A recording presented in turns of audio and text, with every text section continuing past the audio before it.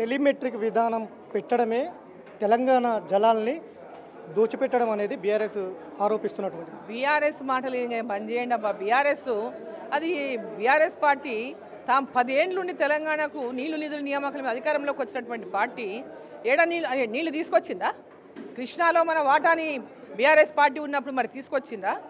ఆ రోజు apex council మీటింగ్లో మరి కేసీఆర్ గారు ఎంత కొప్పుకొని వచ్చిండు?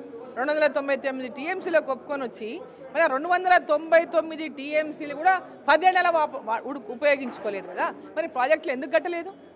ఎందుకు ప్రాజెక్టులలో మొత్తం పనులు పూర్తి చేసి నీళ్లు వాడుకోలేదు? ఇవన్నీ కేవలం సెంటిమెంట్లు మాట్లాడి రాజకీయ పరంగా, ఎందుకంటే ఆ పార్టీ సెంటిమెంట్లతోనే తమ పబ్బం గడుపుకోవాలని చూస్తున్నది. సో కాబట్టి భారతీయ జనతా పార్టీ ఈరోజు తెలంగాణ అభివృద్ధి కోసం కట్టుబడి పనిచేస్తూ ఉన్నది, చిత్తశుద్ధితో పనిచేస్తూ ఉన్నది.